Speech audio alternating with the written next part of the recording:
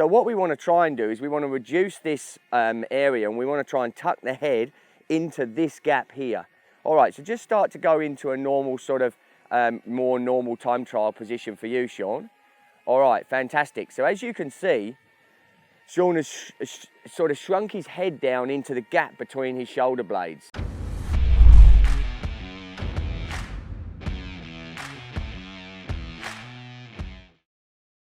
Hi guys, Coach Fence here from FTP Training. I'm down here in Listerfield Park doing some work with Sean Lake, who won the bronze medal at the National Elite Time Trial Championships, just behind Richie Port and Rowan Dennis, and then went on to do the double at Oceanas, winning the time trial and the road race.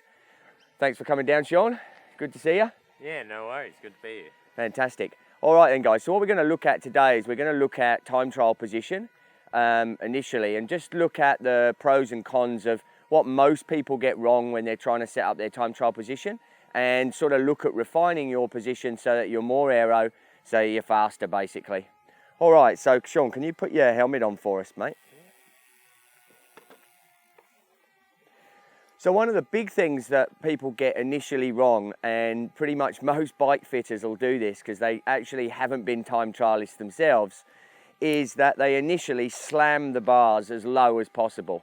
I think this was something we set up about a year ago now, or when we started working together. I think, do you remember what our drop height was? It was about 180 or something, was it? Yeah, it was about 16 centimetres and now it's 11. So. Now it's 11. So we've come up a huge amount. You wouldn't think that, would you, to get more aero? Most people go a lot further down with their base bars. But we'll look at it now and what the reason for that is. All right, so the normal position for a normal time trialist that you would see would be as Sean is now, okay? You can see that there's this great big noggin stuck up here in the air. And the reason that, you know, that's a problem is obviously this creates a massive area of wind resistance that you're having to push through the air at 40 plus kilometers an hour. So this is what most people do, and this is how most people set up in their time trial positions.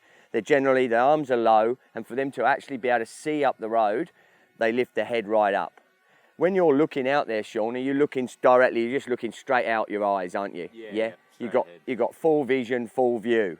Okay, the reality of it is though, if you've pre-ridden the course and the roads you know are relatively closed, or you've got follow cars, or you know you're doing a time trial in a safe environment, you don't have to be looking across the whole of the road. You don't need to be looking at everything around you.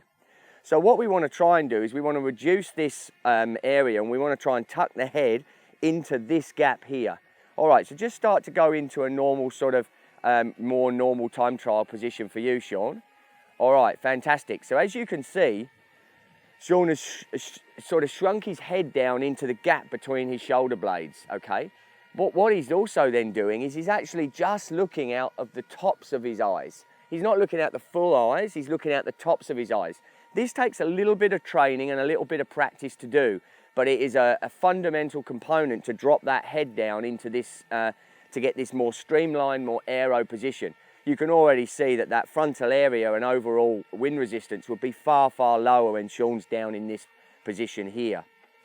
All right, so one of the other aspects now, we're going to look at the frontal aspect, is how wide you are at the front, because initially, or obviously, wind resistance is coming through here and it's hitting your frontal area. So what you want to do is minimize the size of what's hitting the air. So in this sense, what we're now going to do is what we call the shrug. The shrug's a really important component of reducing frontal area and getting you more aero and faster. So if we can now go into a shrug for me, Sean. Right, fantastic. So you can now see that the feeling here is that Sean has actually raised his shoulders up towards his ears. And you'll see, if you relax again, Sean, you'll see how much wider and then into shrug, and how much narrower he gets at that on the frontal area.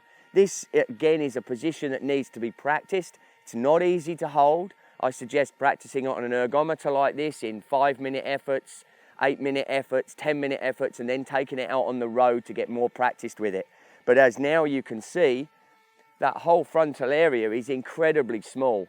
Wind coming here at, say, Sean is traveling 50k an hour, is actually going to hit the arms, hit over the head, create relatively pretty smooth airflow all around here. Another component to think about is reducing the amount of clutter on the front end of the bike, because initially you're going to get smooth air coming in, smooth airflow coming in. What happens is it hits the stuff here and becomes dirty air. That turbulent, dirty air comes back. You don't want it to be continually hitting another area and getting dirty again.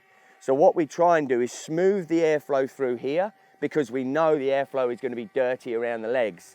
So if you can see through this area, relatively high on the base bars, this allows airflow to move smoothly through here and only get disturbed majorly when we get to the leg area. And that's always going to be a dirty air spot. All right then, some other key components we need to address and we need to make sure we get right to get all of the pieces of the jigsaw puzzle of going fast correct. Helmet choice. Helmet choice is not a one helmet is best for all. Okay, it's dependent upon the type of aero position you adopt. Now, Sean locks himself into this position. Okay, he's practiced, he's locked in this position. You can see that the helmet fits very smoothly into that back of the shoulder blades. Now, if Sean was what we would call a head dropper, you know, a froomie, and likes to look down at his numbers, he would be doing that, okay? And a lot of people do that. They often have their head a little bit higher and they stick that up in the air. Now, with a long-tailed helmet, which you can get, that means that that helmet's going to stick up in the air, and that's an area of wind resistance that you don't need. And a lot of people do this. When we're practicing and we're doing TT practice, we go out in the follow car, and I have a sign for some of my riders, and I shout out, head, head, head.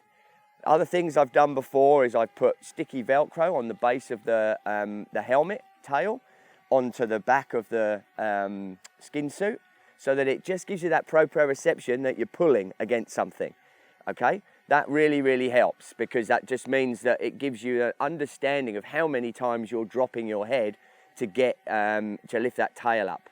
If you are what we call a head dropper and you do drop that head down into that position, you're probably better off with like a cask helmet, or a helmet with a no tail, a smaller rounded.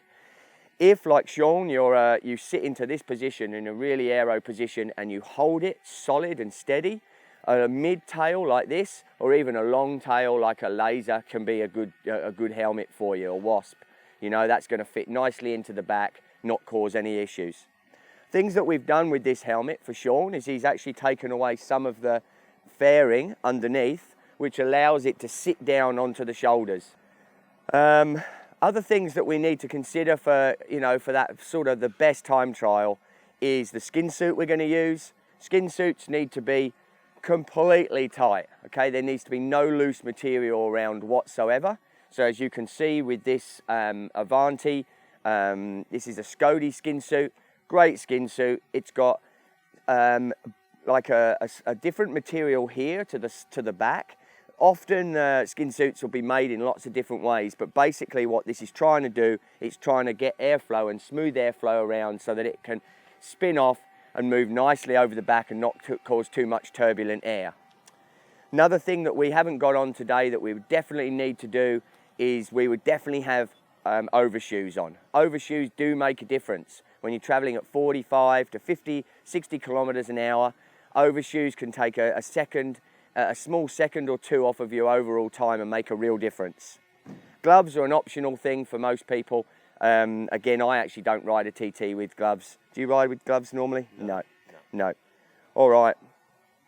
Okay, guys, look, thanks very much. Thanks very much, Shawnee. It's great to have you down, and we'll go and get some stuff with you out on the road and see how this looks when you're in action. Yep, no worries. Thanks, buddy. Cheers.